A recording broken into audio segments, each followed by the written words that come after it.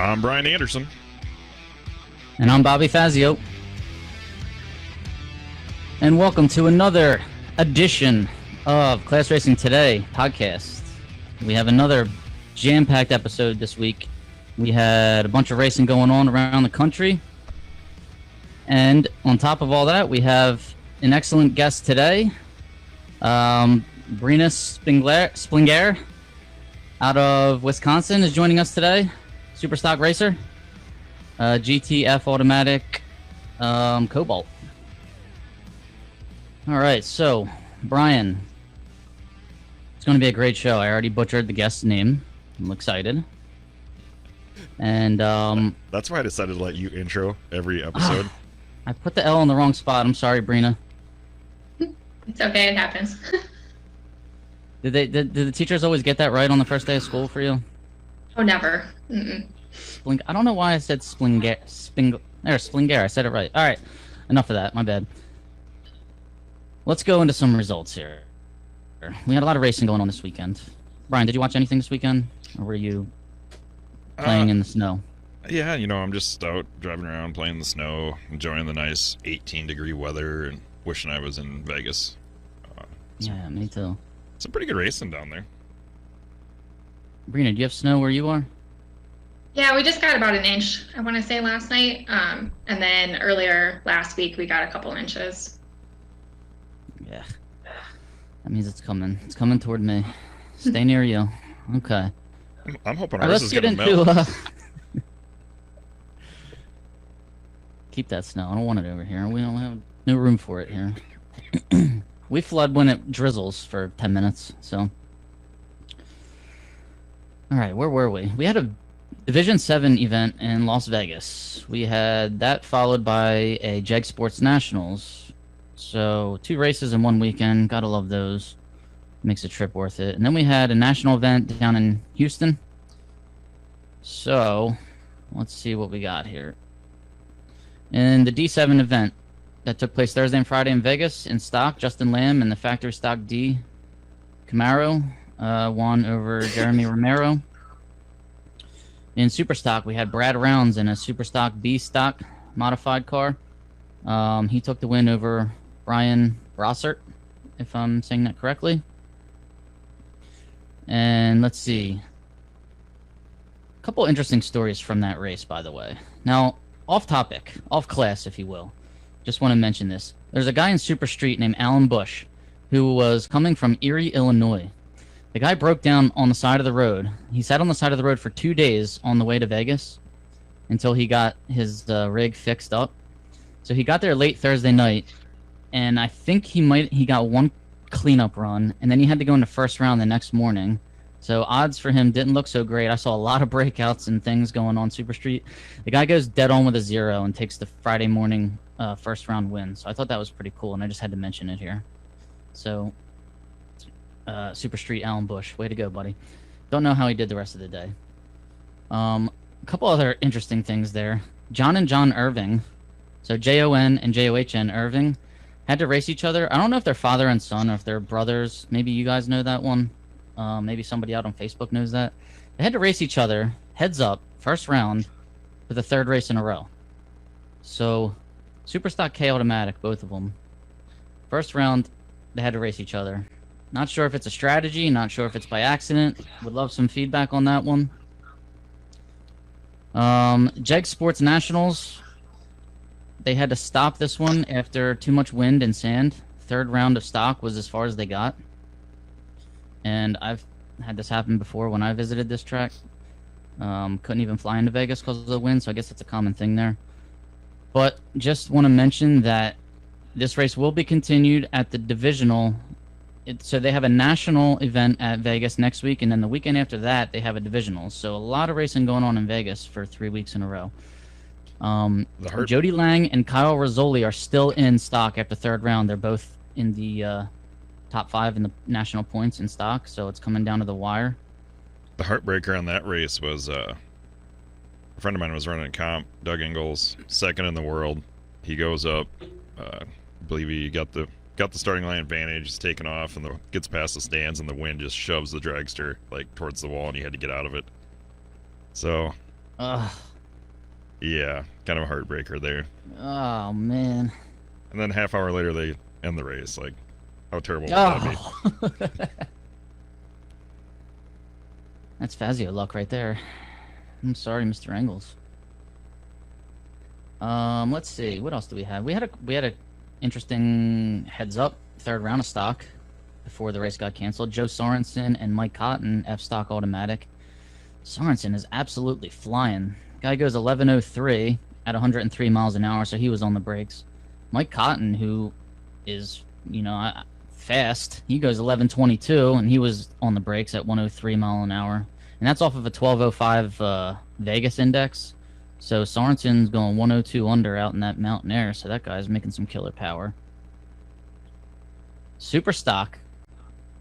Talk about a killer package. Larry Zavala, round one of super stock, throws up a 6-pack against Anthony Bertozzi.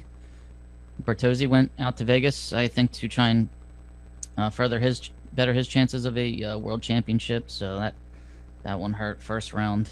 Larry Zavala, nice run. And then we got to talk about what I'm considering to be the upset of the week right here, Brian, if you don't mind. I was going to save this for a little later, but second round of super stock. Tim, I'm going to probably butcher this name, Tim Schmackfeffer. Okay, he's got a 1965 Mustang stick shift 289, just like me, a man after my own heart. He was battling some issues all weekend. His trans was popping out of gear.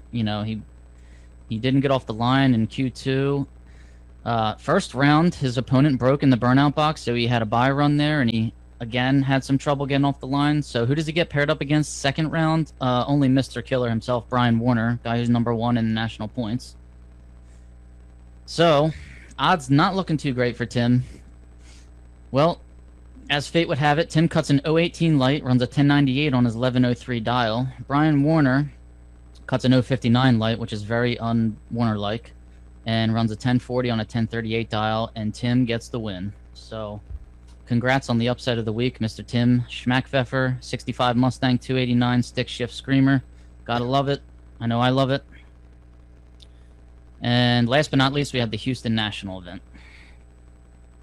In stock, Woody Gary in an A stock automatic 70 Challenger takes the win over Wes Neely. And super stock, Gary Emmons. It wouldn't be a national event in Texas if an Emmons didn't win something. So Gary Emmons GTF automatic 05 Cavalier takes the win over Jeff Miller. Those Emmons, if I would hide on the ladder from an Emmons, anybody with the last name Emmons, if I was in the state of Texas. And a couple key notes here in stock. David Latino and Brett Candies, both top 5 runners right now. They both lost in the first round of stock. So that, I think, that's not good for their chances. Not sure how many races they have claimed already, so I don't know how much that helps or hurts them. Parker DeVore, who is currently number 2 in the points in the world, he made it to 5th round, so that may have helped him. Don't know if the points have been updated just yet.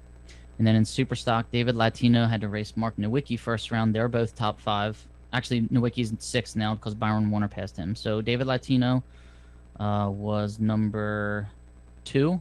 He had to take on Nowicki first round, and he beat Nowicki first round, but then he lost in the second round. So I'm not sure how far Latino's going to advance in super stock.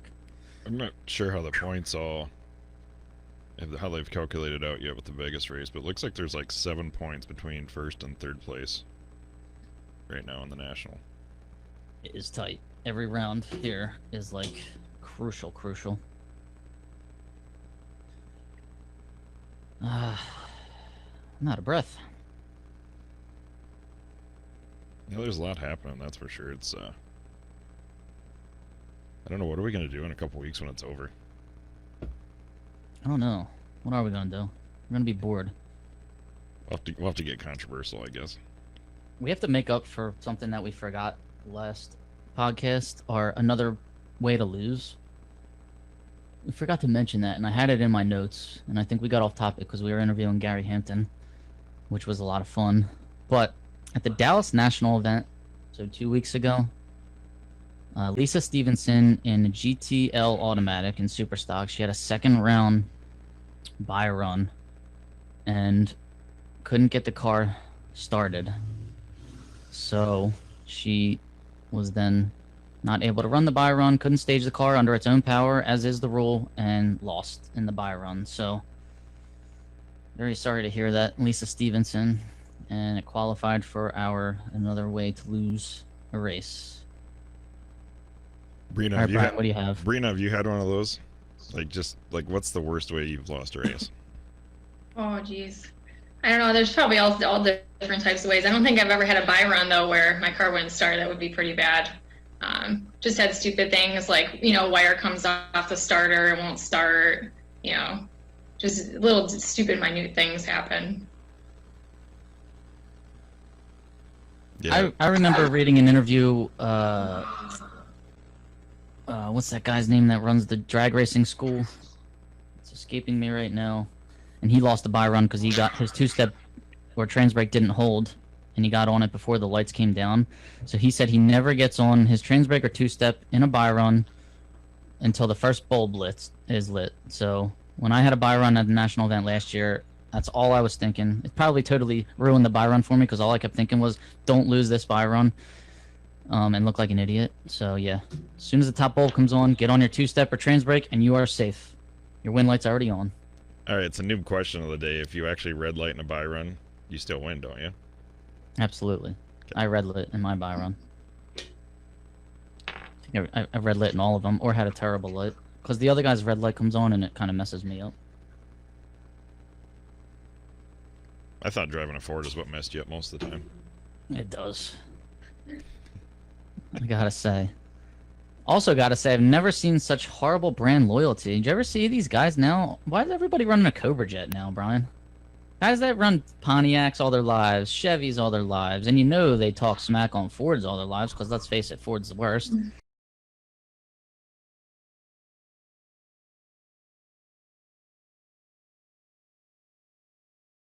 That another track is going away, because you see so many tracks for sale, or you see so many tracks just closing or being bought out and destroyed, that you wonder what's happening to the sport of drag racing and where are these people going to continue to go. I mean, with that one closed, I think Byron, I don't know if it's still for sale. That one's in Rockford, Illinois. Earlville's for sale. So it's just like you hope when they sell that they actually continue to run. So I don't know. It's kind of a shame what people will do. Have to travel a bit further.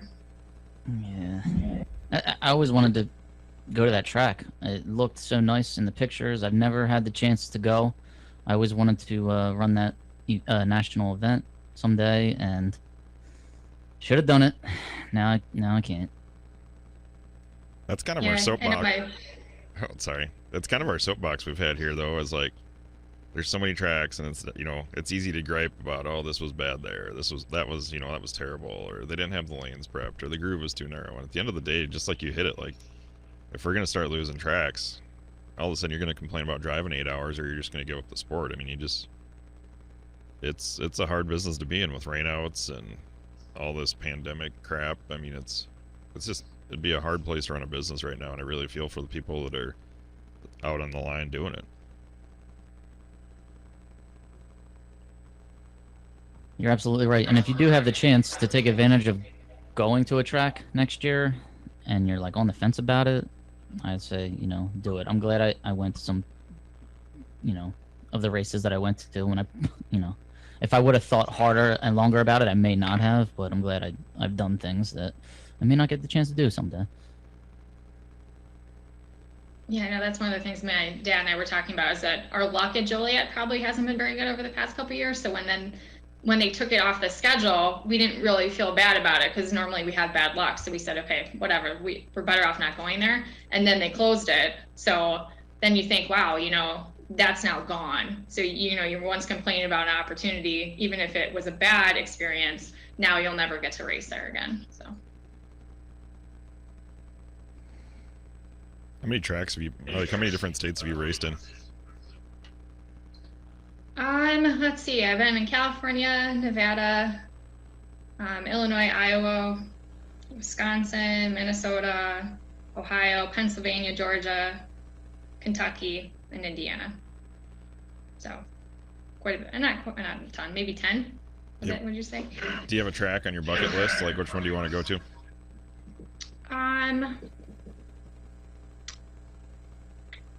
I mean, I'd like to race my own car probably in Vegas and go to Pomona one year. Actually take my stuff and go out west. Whenever I did go, I was driving someone else's car. So I would just say probably, you know, going on that trip once in the fall and experiencing that. I mean, you guys know we get snow here. So, you know, to take that chance to leave in the fall, you know, you might hit snow possibly leaving, but you're probably definitely going to hit snow coming back. So it's just what to do if that happens, you know, a little dangerous. I think a guy just has to be nomadic and just move south. You're like, oh, it's October. I'm gonna go south for the winter and catch all the races. Yeah, if she was to go to the west, just leave it out. Find a place to leave it. Don't even bring it back. And then just run the Winter Nationals, do the little Western swing to start the year out, and then bring your stuff back. Notice she didn't say she wanted to come to the East Coast. I mean, it wasn't even uttered as part of the bucket list, as part of the real list. People like to Well, go. I don't know. I mean, go ahead. Sorry, I was gonna say people like to go to the East Coast for that last time slip. So when you're selling your car, say, hey, look how fast this is. It's easy to go fast on the East Coast. Come on, Bobby. It's easy to go fast. Very difficult to go rounds. Well, I don't know. Talking about tracks closing, the East Coast has lost, I think, quite a bit, right, over the past year or two.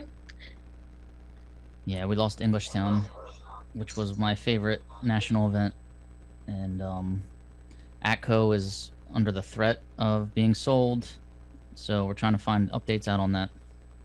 And Maple Grove was supposed to be sold to racers. We were looking forward to that because they had a lot of great plans for Maple Grove. Don't know if you've ever been to that track, but that was my home track. It's only less than an hour from my house.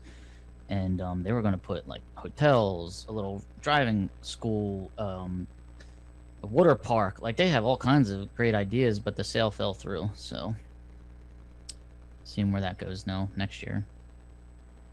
Didn't you say there's a track that sells ice cream by the pound? Maybe that should be like, that would have to be an instant way to get spectators coming. Like, I'll go to that track.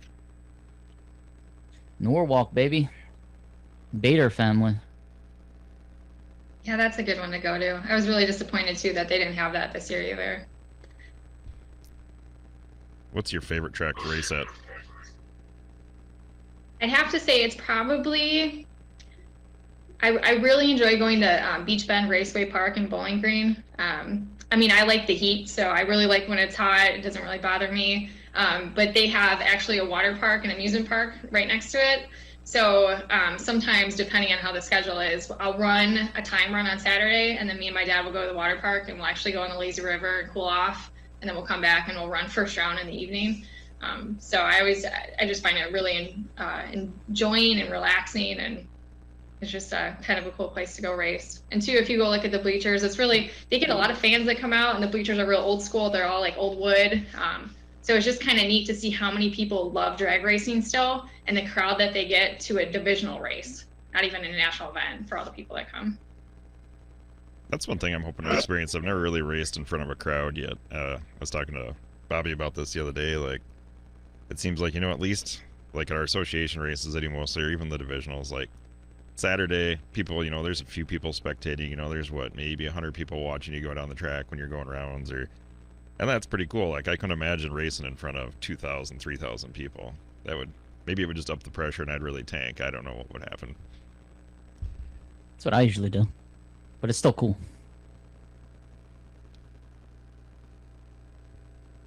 Pull around that water box, see all those people, and just hope not to screw up too bad.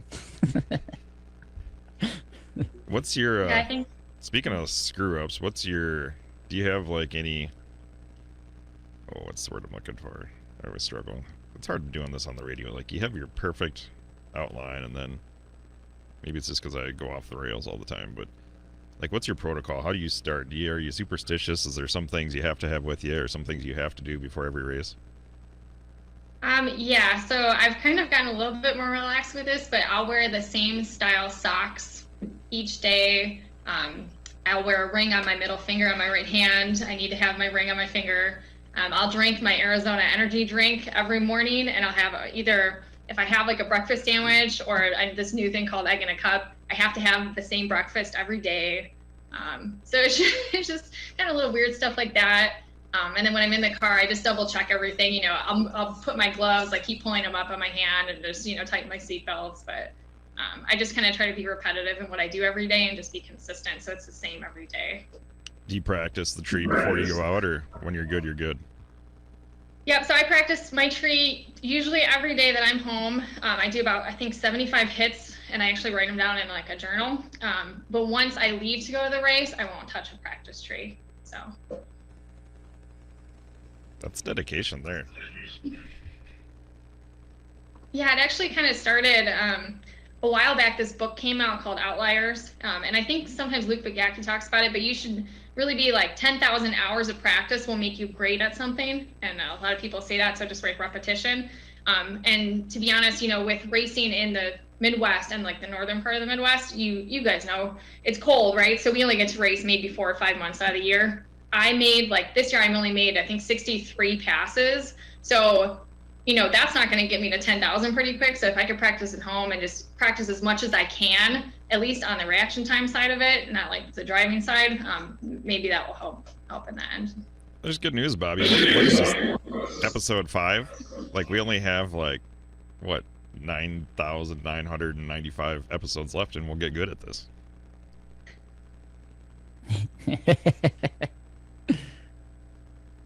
I still don't know if we would be good at it by then. Brina, do you use a full-size tree or do you use like a handheld when you practice? I do have a full-size one, but I don't use that. It's pretty bright and blinding, so I just have like the tabletop version. Do you block, or are you just good?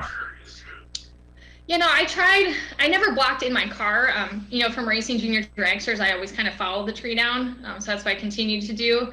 And I hear a lot of people do block, but there's the downsides, you know, to racing at night. So I just tried on my practice tree at home a couple times, and I always anticipated and would red light. So I just never wanted to try it, I guess, in my car. How many national events have you won? I've won 5. How many finals have you been in? 6. So I've won 3 in super gas, 1 in super stock, and 1 in stock, and then I runnered up in super comp at one of them. Nice. I'm still waiting for my first. How about you, Brian? Yeah, it might be a long wait, but that's okay. Every national. round is a moral victory. I gotta get a national before I ever stop this. What's your divisional record look like?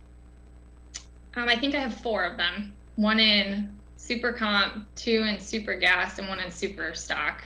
And I think I runnered up in stock in 1. So. We'll stock too. We'll just count the stock and the super stock since you got out of the pipe rack and you're driving a real car now. We'll let you in with that. What do you think's easier to win in super comp or super stock? Ooh, that's a hard one. So super comp, I never won. I just runnered up at that one. Super gas, for some reason, the car I had really fit me. I won actually quite a bit in that car, but it's 2 different completely types of racing, in my opinion. Like, you have everyone in like super comp, super gas, I feel is almost on a real even playing field because you have the computers with the delay box and you have the throttle stops. So you're going to lose, you know, by, you know, thousandths of a second, maybe every time. It kind of depends, right? And I think there's more human error involved in stock and super stock because you're leaving with your feet and off a button. But if you look at the races in stock and super stock, they can be extremely tight too as well. So there's a lot of, I think both are extremely hard. If you think about it, like how people win and how often, you're talking about national events. I went from 2009 to 2015 without winning one, you know, and there's people that go a long, long time without winning one. So I think it's just, you know, if it's your day, it's your day. I think it depends, you know, on your card combination and just how the cards fall, you know, who are you going to line up against that day? So. Old Nitro Joe did say, I'm supposed to tell you your old super gas Corvette won at St. Louis Divisional this year. Yeah, I did see that. It was kind of neat. That car, so that was the one that I won, you know, quite a bit in. And, you know, I don't know if you guys know this, but I was in an accident with that in 2012. Second round of the divisional in Indy in April, I actually flipped over at about 165 miles an hour.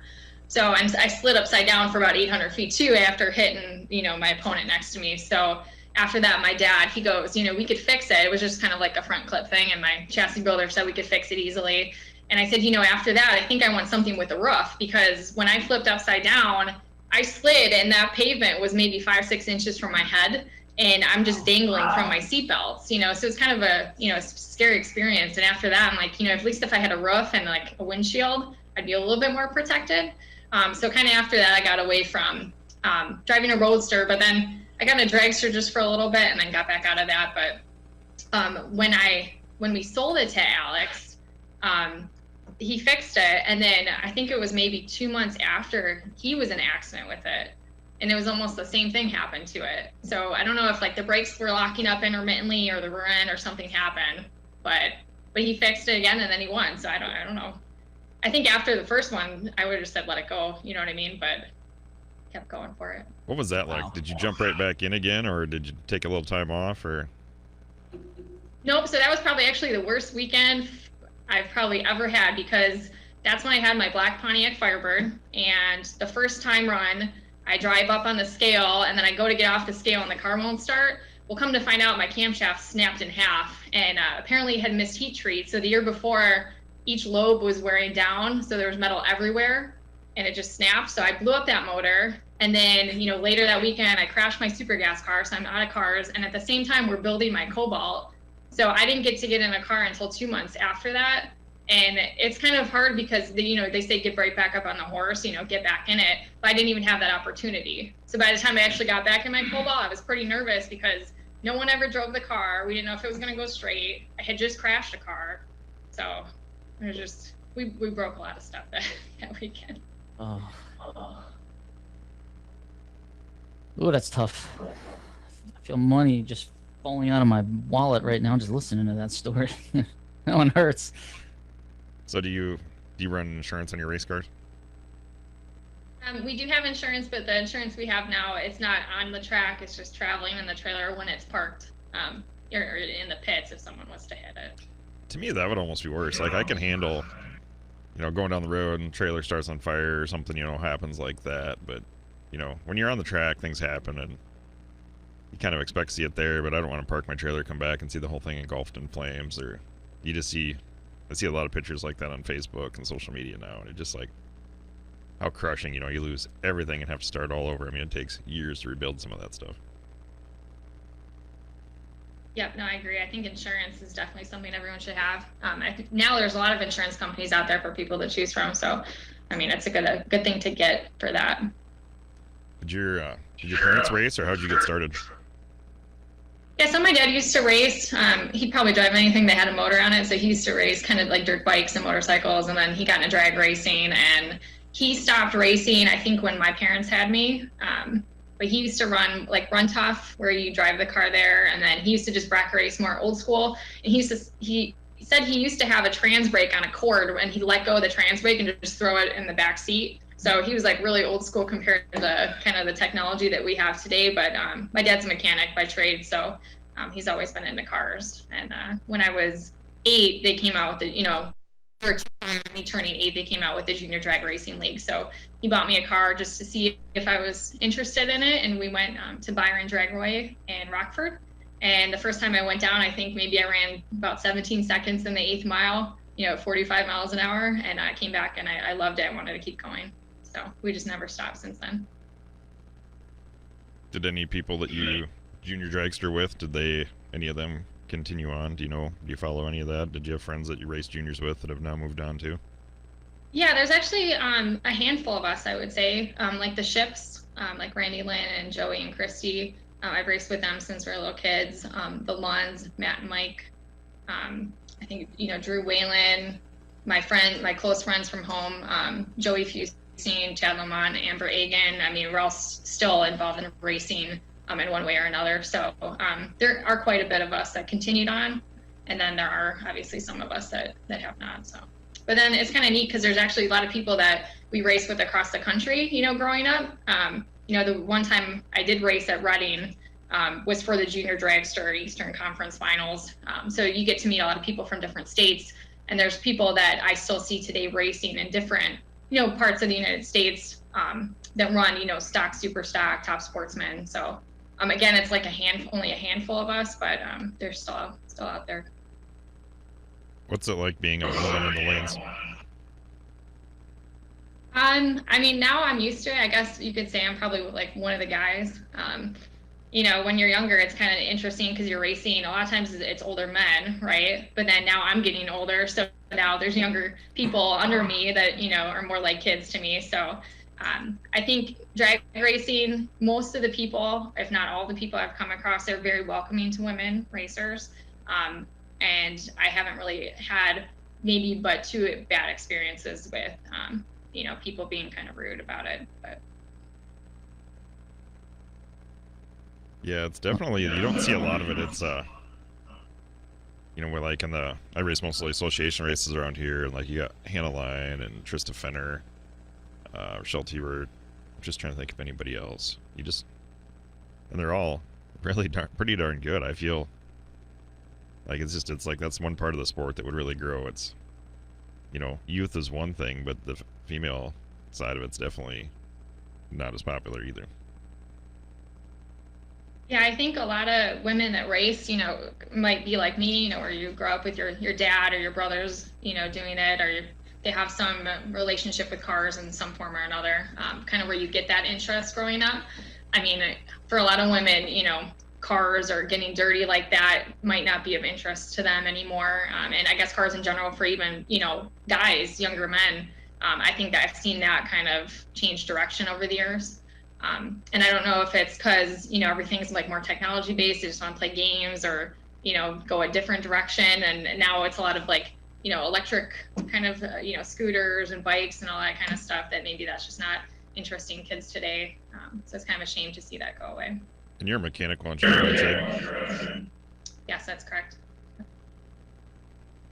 Do you do a lot of the work to your own car? Yeah, so my dad and I, we kind of each have our own roles, I guess. My dad, like I said, is more old school, and I have fuel injection, so I'll do all the programming for my car with the fuel injection and do the dialing with the weather. And then my dad, he'll do more of the maintenance side, you know, run the valves, he'll check my tires for me, line me up. So we kind of each have our own job when we go for race day. That way we're kind of, you know, a smooth operation. We kind of know our part, so we kind of flow really easily, and then, you know, just work through the weekend that way. Do you run Holly, or what management system do you run? I have fast. Yeah, you are. Yeah. I can definitely second what Brina said about the younger generation not being into cars as much. I'm a math tutor by trade. I used to be a teacher, and I've been tutoring for the last 9 years, and some of my students that are 16, 17, hardly any of them drive. And when we turned 16, like we counted down the days. 16th birthday, boom, let's go get our learner's permit and let's go get our license and let's get in a car. Like these kids today, a lot of them don't really care. They are connected to their friends. They have their phones. They have their technology, like Brina said. So it's not, you know, cars are not like at the top of the list for today's youth. No, I think some people are even content not getting a driver's license right away. Like I could not wait to get my driver's license. And I find that some kids don't even have interest in getting it until they're, you know, maybe even 18 years old. So.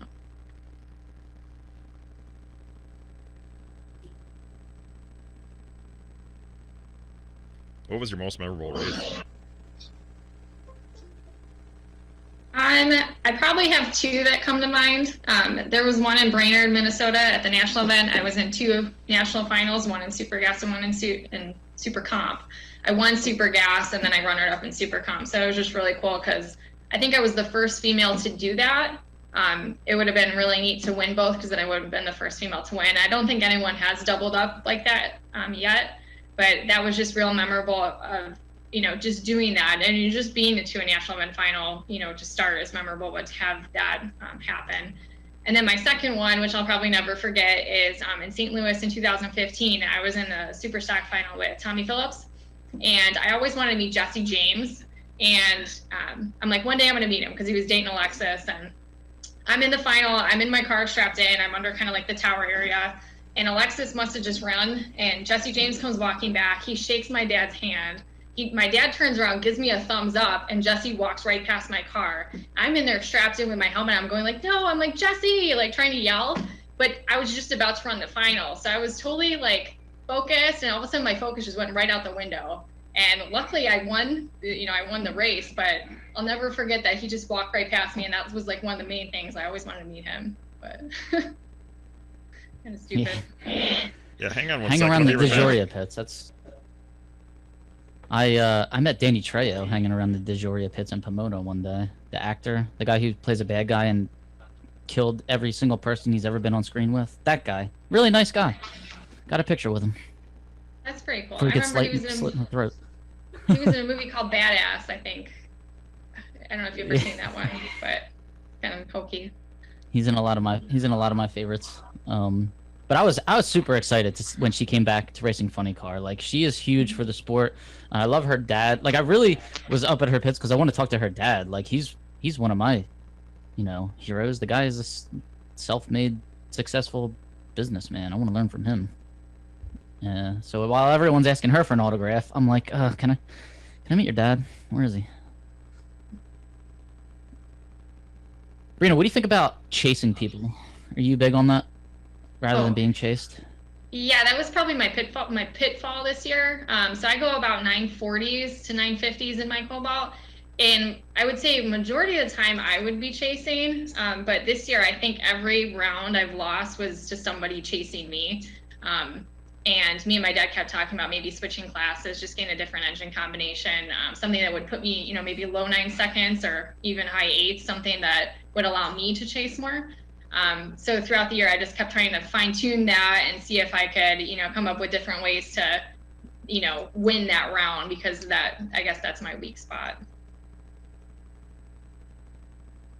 Yeah, I'm a big fan of.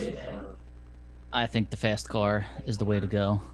I've been telling me and Brian and I argue about this all the time, which does lead me to one thing that I do want to mention. We had 3 true start moments at the Vegas Division 7 event and the Vegas Sports Nationals. So let me go over those real quick. In stock first round, Bill Cremo was negative 159 red, and he got the win over John Gray, who was negative 024. At the Sports Nationals, we had in first round of stock, Mark Kirby was negative 500, so he left before the third yellow came on. But Derek Elam in a W stock automatic car was negative 041, so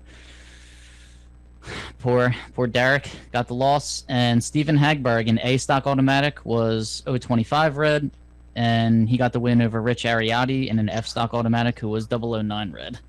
So, Brina, do you have any thoughts on True Start? Because Brian hates True Start. I love True Start, and I want to know what you think. Well, I think it depends on which side of that you're on, whether or not it's going to benefit you. I could see times where I would have needed it and other times where I probably wouldn't have. So I don't know. Logically, it makes sense, but it hasn't been like that for years and years. So it's just kind of a new thing for people to get used to. I'm the slow car. I'm all for it. You got there's my vote. Where's the button? Do I push spacebar? Boom. You can swipe left, Bob. Swipe left. What other rules? I mean, is that something a lot of tracks do have True Start enacted, right? It's in bracket racing now at my home track, and at the race I just the foot brake 10K and 20K race I ran a couple weeks ago, they had it. So it's pretty cool. Yeah, the races I've been to lately have not had it, but that was one situation where I probably could have used it. I left first, and I think I was 001 red, and he left behind me at 003, so it was one of those situations that could have probably benefited me, but I don't think I've been at a race that has had that yet. It's weird because your green light comes on all the time. So you leave the starting line, your green's on, and let's think about it. When you go red and your green comes on, you are so happy. You're like, I just murdered the tree. And then after the other guy leaves, his win light comes on, and you're like, what the heck just happened? I was green. How did his win light already come on? It doesn't even have to go that far. All I'm saying is, don't have to show me my red. I know I went red. That's fine.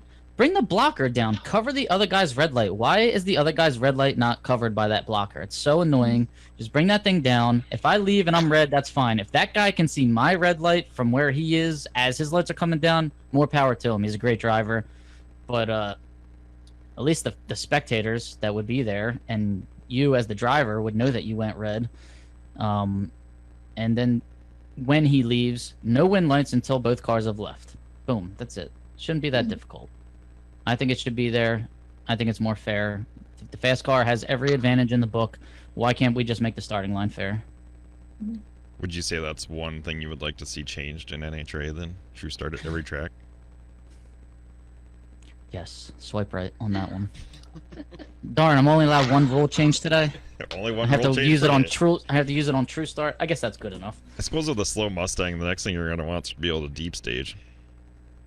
I could never do that. Everybody always told me when I was bracket racing, you got a deep stage, and I couldn't do it. Like, I would go red every time. I didn't even know if I was getting in the same exact spot. Like, the lights are coming down. I'm still trying to bump in. I'm on like my 45th bump, and the lights are. It's not deep, and the lights are coming down. If we take Brina's advice and just actually practice the practice tree, you'd have a better action time. You won't have to get so deep. Oh my goodness. I have Scott Jeffrey on Pro Stock Racer. His family actually gave me his Jerry Haas built simulator full tree. I have all the equipment. I just still, suck. So I should be so much better. The world needs math tutors too, so it's good that you're Right? not that good at racing. No, I'm a much better. I should just be a tuner. Like, I just want to join someone's crew. Like, here, let me handle all the computer stuff. Let me put you in a spot on the ladder. Let me just pick your dial in, and you do you handle the stress and anxiety of launching your car off the starting line, and I'll do the rest. And we would probably win a world championship. Does anybody want to take me up on that? Do you know how to cook? I'd maybe consider bringing you on the crew. I can bring eggs and bacon in the morning. Other than that, and steaks and some hot dogs and burgers. But no, other than that. Hey, Bobby could be the cheerleader.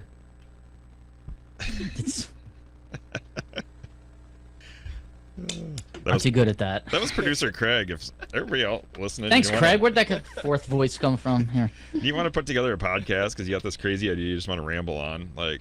Give Craig a call at the Y Millbank studio, and he can try to make you sound good, even if you don't. I will be cheering you on from the starting line, though. I'm one of those people that when you leave the starting line and the other guy breaks, I'm at the starting line, like you're watching me in the rear view, saying, "Slow down, stop." You know. Did you ever see that guy on the starting line, your crew guy, that's telling you to slow down and stop when your opponent's broke, because you think that your driver can see you? I have my friends at home. They watch me on D3 TV, and I needed them to tell me to stop a couple times when I was, too far ahead of the other guy. Hit the brakes harder, or let off the gas. They were screaming at it one time, but obviously can't hear them. I had an instance like that at a race, a divisional race. We're watching a guy that he's always there, typically first or second round. They can do pretty good, but just never quite gets the break. And he went against probably one of the baddest guys with the most runs at our races. And they kind of start pulling up the stage, and they start doing this whole starting lane duel, and he'll just mess with you, make you go in first. I'm like, don't you move, you make him stage first, don't do it. And I'm like he could really hear me, but I was yelling at the top of my lungs, and I felt better because of it. Oh boy. The staging thing, I've never want to overthink that, but I've never cared first or second. It's never something that I even really think about. How about you, Brina? Are you you like to be first or second when staging? No, it doesn't really bother me. I just kind of go do my thing, and when I'm ready, I'll just make sure they're close to the beams or whatever, and I'll just go in first, and then wait for them. But sometimes they get there before I do, so I guess it really doesn't matter to me, just whenever I'm ready. That's weird with as superstitious as you are. I thought that would be a big thing. Yeah, you'd think so. I don't know. There's some things I guess I care more about than others, but not that. Do you have a favorite lane choice? Yeah, so this is kind of interesting in a way. I used to always run the right lane, and I think people would catch on to that. And that was more when I ran Super Gas and Super Comp. But that was because in the left lane, my range of motion and my neck was less. I was in an accident in 8th grade, and then obviously after flipping that Corvette. So it was just harder for me to look to see the people coming from the right lane. But I go to the chiropractor quite a bit now, and my range of motion has increased. So actually now I almost prefer the left in some situations, but it depends if I'm being chased or the chaser. I will switch lanes depending on that situation. How about you, How about Bobby? you, When you're Brian? slow, does the lane matter? Yeah, you want to be in the left lane because you can easily turn and look at the other guy. But I hit the tree better in the right lane, so I'm pretty much like, how do I want to lose, on the starting line or at the finish line? I kind of like the right lane. I don't know. I kind of switched this year to the left lane. I don't know what I'm doing. So either way, it just seems like there's equal amount of opportunity to mess up. Typically, this year I've been losing everything at the end, so I just got to figure that out. I find it comical though. Some guys are so, like, you go up there and pair up, they come over with their coin, like, what lane do you want? Let's flip. I'm like, I really don't give a This is PG, right? I don't really care, sir. You can have whatever lane you want, and then sometimes they're like, what? Like, so maybe I should start taking the lane choice more seriously. What I find amusing is the guy when it turns into like the whole who's on second thing, right? Like, you're like, well, what lane do you want? I don't know. What lane do you want? Well, it doesn't matter to me. What lane do you want? Well, I want left. Oh, well, we better flip for it then. Like, I don't really care. It's like I said, either lane doesn't make much of a difference. I try to just get good in both because at some point you're going to the lane you don't want to. So to me, it's more about just trying to get comfortable in each one and not letting that part of the mental game get in your head or stick. Like, oh crap, I really wanted this lane. I had an instance the last race I went to in Kearney where I spun in the left lane and then I went to the right lane and I hooked, but I really wanted the left lane, and it's like, I think you can just get too much in your head. Like, oh man, I spun last time, I don't want to do that again. Like, there's a million other ways to screw up. Like, that one, it really doesn't matter because sometimes you don't get to choose. Right, or if there's something weird going on, like at the Maple Grove Divisional 3 weeks ago, every single person in the right lane was red lighting. So obviously there was a rollout problem. So then at that point, yeah, you don't want the right lane. That's where you try to. Now I'll flip the guy and see if we can change this up. Our local track here at Thunder Valley has a problem at night. On Saturday, I always race in the dark, and when the sun comes down like 6-7 o'clock, you cannot see any of the bulbs. And I think the right lane's better at that time. Like, the left lane seems to be a little nastier, just the way the track's laid in there. Their lanes are both off. I mean, it's always pretty consistent, but the right lane's always a little different than the left lane. But you can work with that.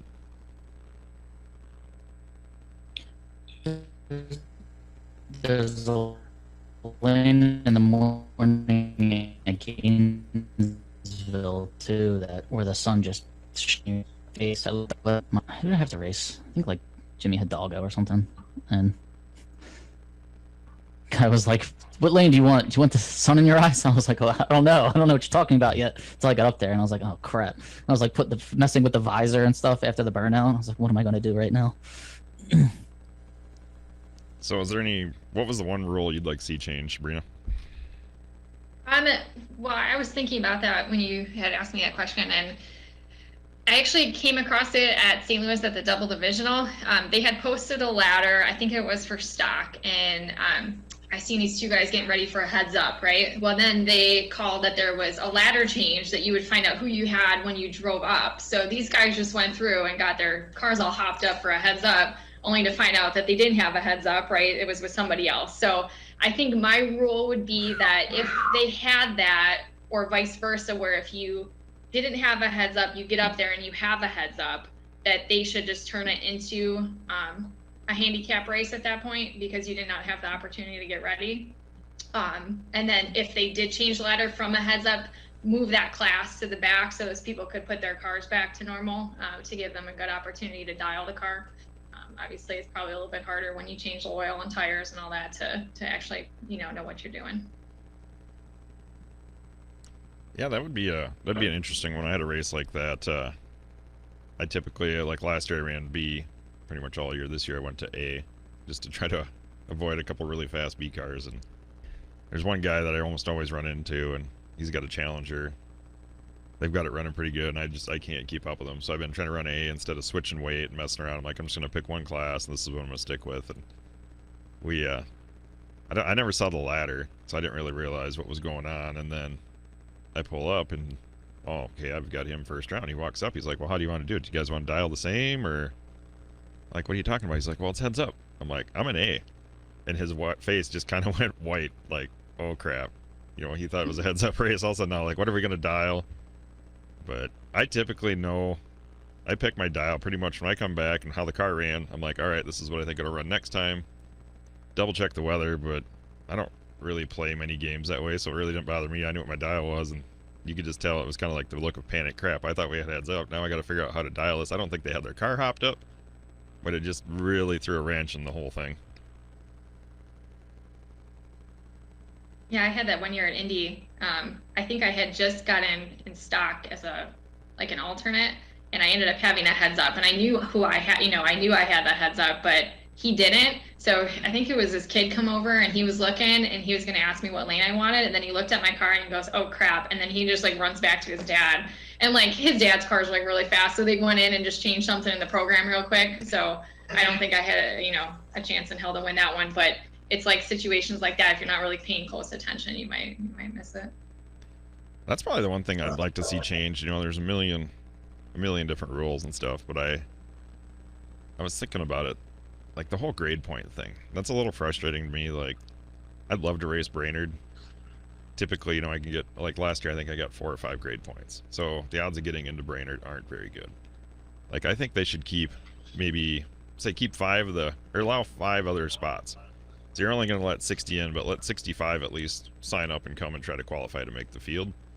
And make those 5 spots, like at the very end, like 2 days before the race or whatever, where you could try to get a chance in there, kind of a last minute thing, just to help open the opportunity for other people that don't have 6 grade points.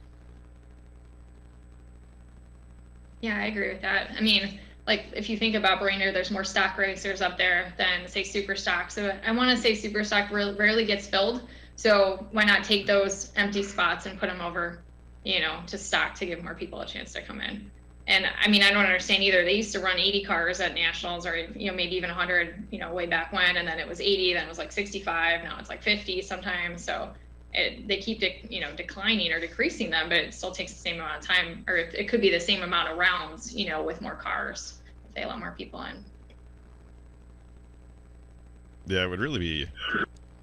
It'll be interesting, going and seeing what the season looks like for 2021, right? Like, how many races are there? Are the pros going to be running? Just what is there for opportunity? You think NHRA and Camping World, you think would dive into how do we get more entries? Like, especially when you get them, I mean, you can run these races pretty efficient. There's some tracks that always kind of struggle to get through the schedule, but there's other ones that, if you keep things moving, you can get through the cars pretty fast. And from the business sense, why would you not want more cars? Like I said, at least make them qualify. If you can qualify and make the field of 60, that's great. Let 70 in. Take the top 60. Yeah, and half the time on Sunday, I mean, they don't run till maybe 10:30, 11 anyway. Yeah. So get up and run from 8 to 11 and knock a couple more rounds out at that time. Yeah, I think there should be 3 rounds on Sunday at least. 3 rounds Saturday, 3 rounds Sunday, qualify on Friday. I don't understand why we can't do that. 64 cars. 64 cars is a 6-round race. 65 cars is a 7-round race. Take 70, take 80. Qualify 64. Make it a performance-based class again. You're taking 50 cars. There's never any heads-up runs. It's an all-run situation. It just kind of takes the fun out of that aspect, if you ask me. I mean, on top of that, I was proposing you should have like an average or some kind of percentage system. We get 128 stockers at the Maple Grove Divisional, and then they take 50 stockers for the Maple Grove National. Why don't you take however many came to the divisional in each category and multiply it by like 80% or something and come up with your quotas that way? Because the Maple Grove National event, stock fills up at like grade 7, and that's the end of that. And then what I heard was, stock fills up at grade 7, fine, there's 50 cars entered. Well, on the Monday before the race, 2 guys drop out, and we end up with 48. Now, I heard NHRA looks at that and says, oh, only 48 cars entered, we should only take 45 next year. So that, I think, may have, unless that was just a rumor, contributed to the decrease in the classes each year. People withdrawing from the event the Monday before the event and other racers not seeing that and not snagging those spots. So I just I'm wondering if that's what one of the issues is with the low car counts. Well, Jim Shocker had a good point. He's like, you should have preference for cars in that host division. That's an interesting idea. Have each, leave 5 spots that have priority for that division. Should be able to maybe get in with a grade point lower or something. I would be all for that. Right, and sometimes I think with your combo, Brian, like some people who don't have enough grade points to get in stock will then just enter like Super Stock K automatic and go run Super Stock with your car, and then they were taking a spot from a guy or gal that was trying to get in Super Stock. So well, that was my intention for Brainerd this year. It was going to happen. I've never been to a national event, so it's close enough. It's like I want to go do it, just make the experience. But boy, unfortunately, I better start practicing on the tree because I don't know if I want to be against Brina in Super Stock with my slow car. Jeez.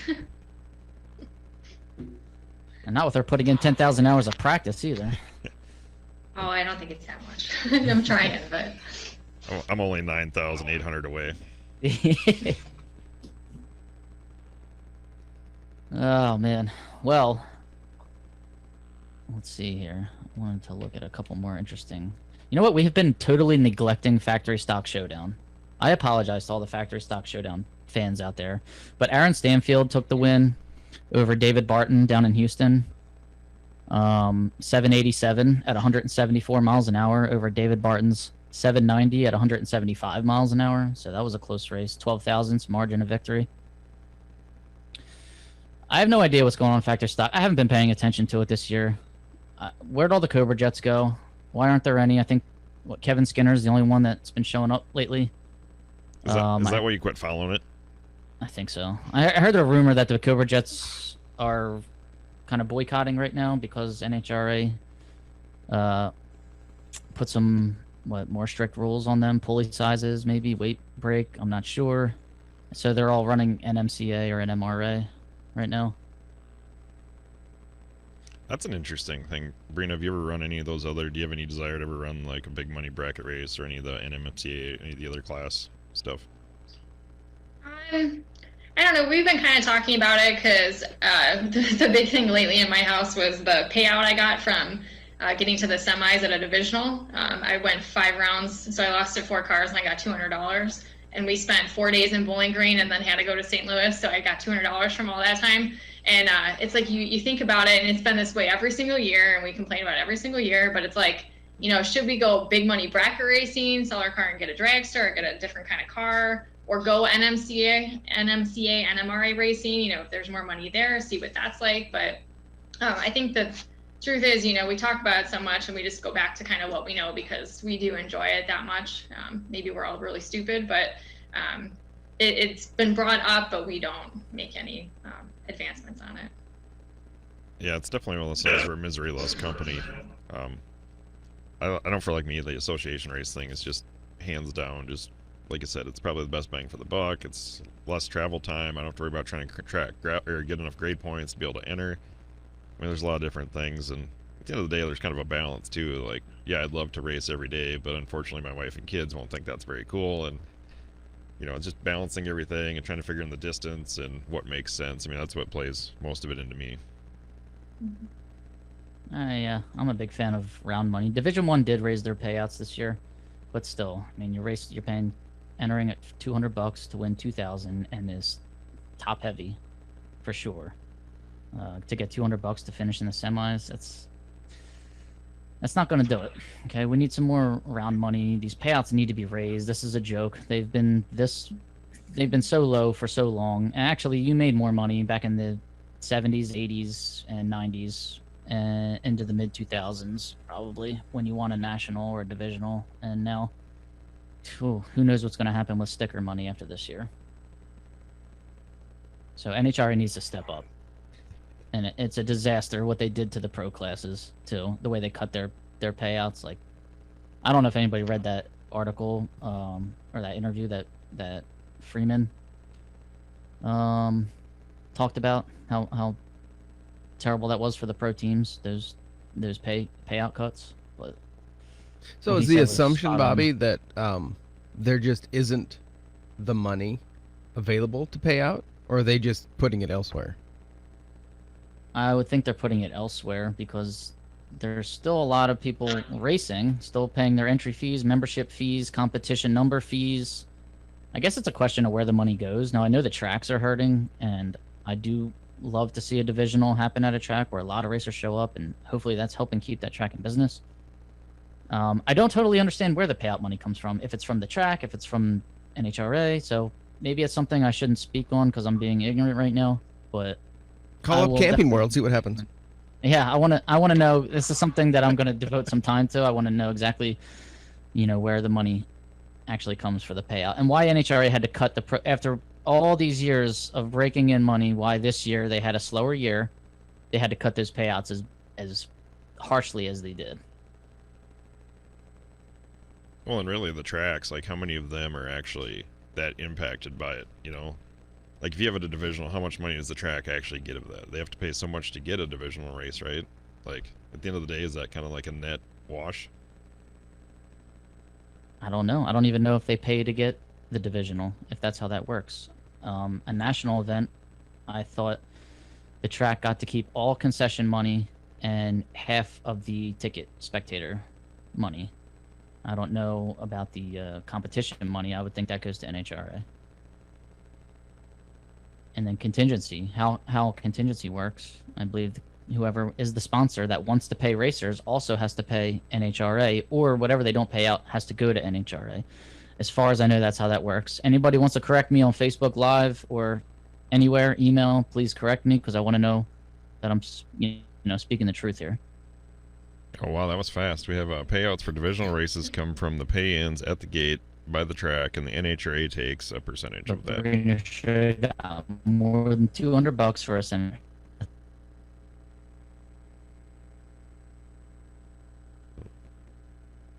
So yeah, who knows? I guess if we can figure out that, we'll have it all figured out.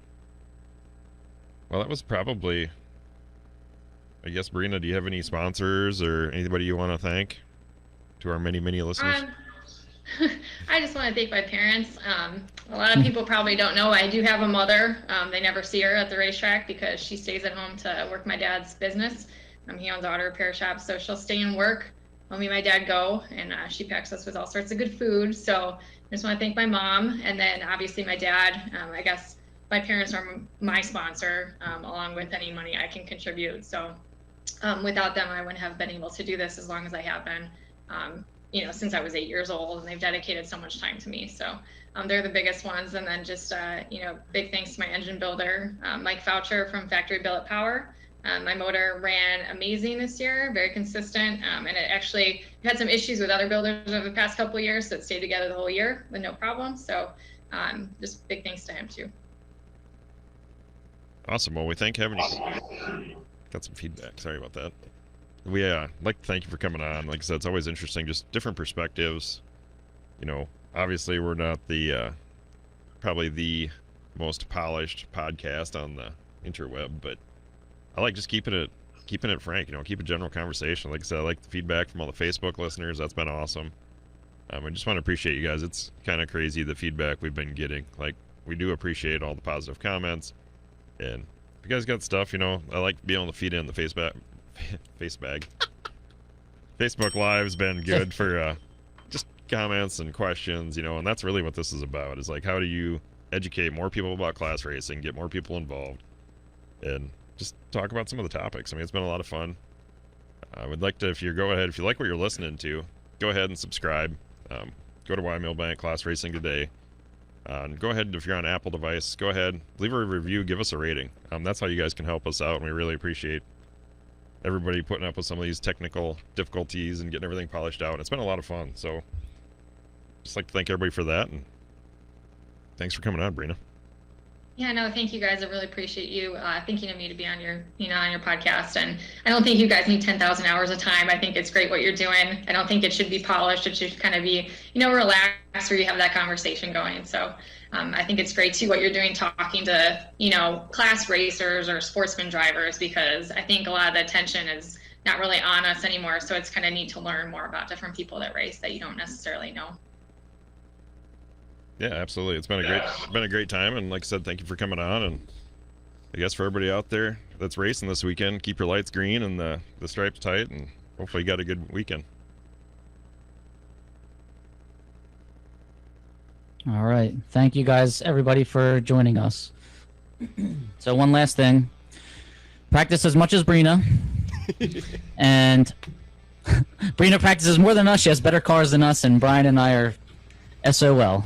Thank you, Brina, for joining us. Really appreciate it. Yeah, thank you, Bobby.